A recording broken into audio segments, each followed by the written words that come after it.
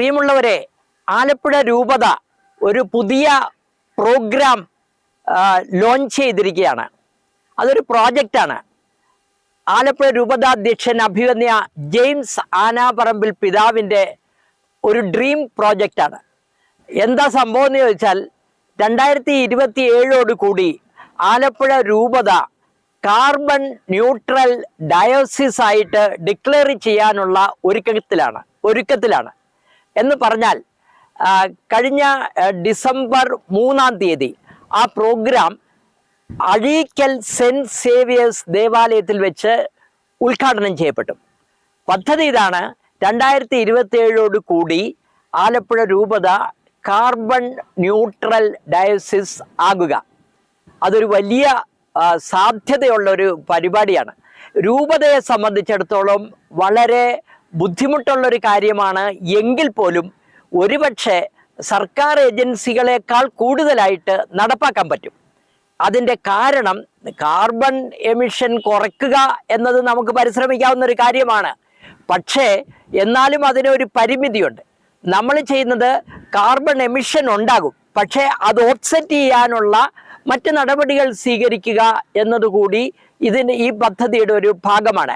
ആലപ്പുഴ രൂപതയുടെ മുഴുവൻ സ്കൂളുകളും, മുഴുവൻ ഇടവകകളും, മുഴുവൻ ദേവാലയങ്ങളും, വീടുകളും ഒക്കെ ഇതിനു വേണ്ടി ഒരുമിച്ച് പ്രവർത്തിക്കാൻ പോവുകയാണ്.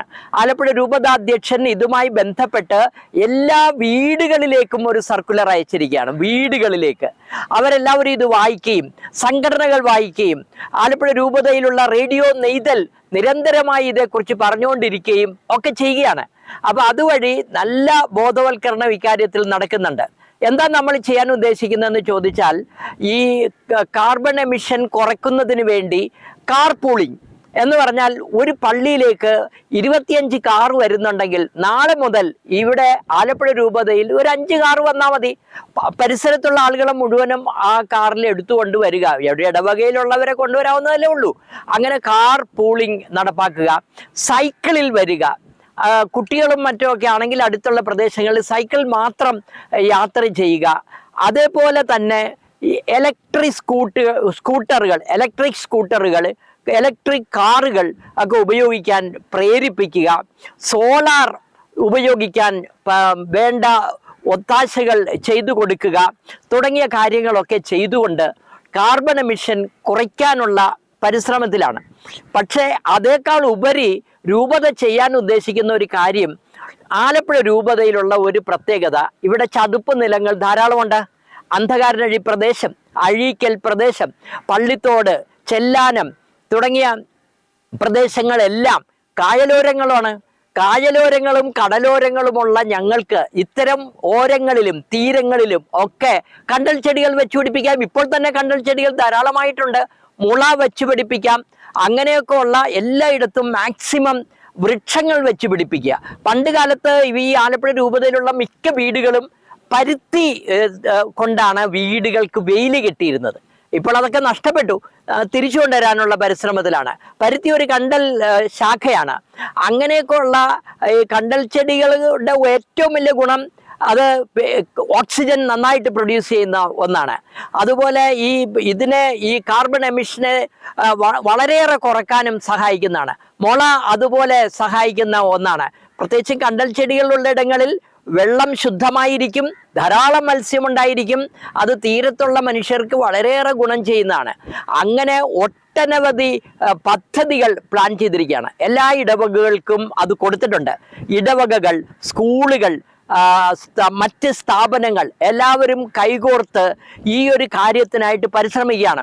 2027 കൂടി ഇത് അച്ചീവ് ചെയ്യാൻ സാധിക്കും എന്നാണ് പ്രതീക്ഷിക്കുന്നത്. കാരണം ആദ്യം ഞങ്ങൾ ചെയ്യുന്നത് എത്ര കണ്ട് കാർബൺ എമിഷൻ ഉണ്ട് എന്ന് ശാസ്ത്രീയമായി പഠിക്കുകയാണ്.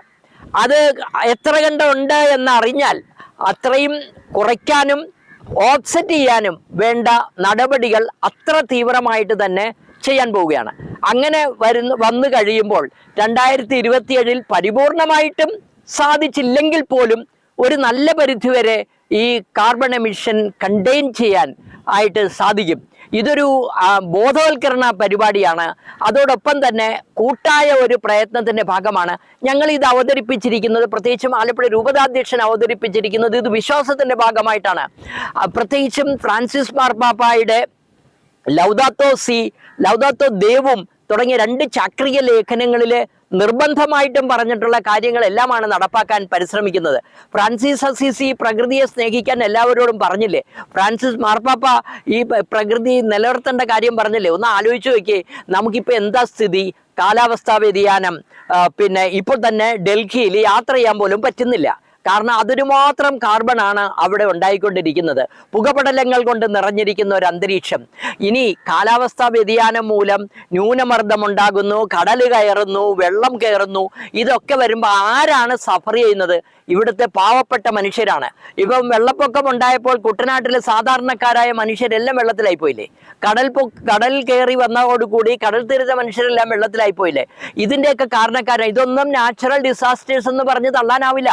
These are all created, man made ആണ്. അപ്പൊ അതൊരു പരിഹാരം കണ്ടേ പറ്റൂ. അതായത് നമ്മൾ തന്നെ ബോധപൂർവം ഇതിനു വേണ്ടി പരിശ്രമിക്കുകയാണ്. സമൂഹത്തിലെ ഉന്നതരായ ആളുകളാണ് കാർബൺ എമിഷന്റെ ആൾക്കാർ. പക്ഷെ നമുക്ക് അവരെ കുറ്റം പറഞ്ഞിരിക്കാൻ പറ്റത്തില്ല. പകരം നമുക്ക് ചെയ്യാവുന്നത് ചെയ്തേ പറ്റൂ.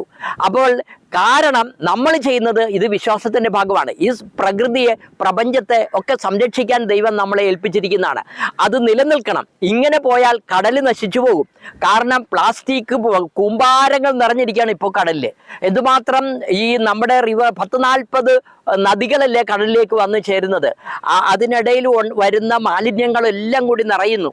അതുപോലെ നമ്മുടെ പിന്നെ നദികളും പുഴകളും അതൊക്കെയും മാലിന്യങ്ങൾ കൊണ്ട് നിറയുന്നു. കുട്ടനാട്ടിലൊന്ന് ചെന്ന് നോക്ക്, അവിടെ മുഴുവനും മാലിന്യങ്ങളായി. ആ നദികളൊക്കെ പ്രതിസന്ധിയിലാണ്. ഈ നദികൾ റൂം ഫോർ റിവർ എന്ന് പറയുന്ന അന്താരാഷ്ട്ര ലെവലിൽ തന്നെ അംഗീകരിക്കുന്ന ഒരു പദ്ധതിയാണ്. കാരണം നദിക്കൊഴുകാൻ സ്ഥലം വേണം, അതുപോലെ പിന്നെ കടലിന് സ്ഥലം വേണം. ഇതെല്ലാം നമ്മൾ കയ്യേറിക്കൊണ്ടിരിക്കുകയാണ്. അതൊക്കെ ഒന്ന് നിയന്ത്രിച്ച് നമുക്ക് പ്രകൃതിയെയും പ്രപഞ്ചത്തെയും സംരക്ഷിക്കണം. പ്രപഞ്ചത്തെയും പ്രകൃതിയെയും സംരക്ഷിക്കുന്നത് മനുഷ്യരെ സംരക്ഷിക്കുന്നതിൻ്റെ ഭാഗമാണ്. അപ്പൊ അതങ്ങനെ തന്നെ കണ്ട് വിശ്വാസ ജീവിതത്തിൻ്റെ അടിസ്ഥാന ഘടകമായിട്ട് നമ്മൾ ഇതിനെ കാണുകയാണ്. ഇപ്പോൾ ആകട്ടെ നമ്മൾ ഇത് തുടങ്ങിയിരിക്കുന്നത് ഒരു ക്രിസ്മസ് കാലത്താണ്. നമ്മുടെ രക്ഷയ്ക്ക് വേണ്ടിയാണ് കർത്താവ് ഈ ഭൂമിയിൽ മനുഷ്യനായി അവതരിക്കുന്നത്.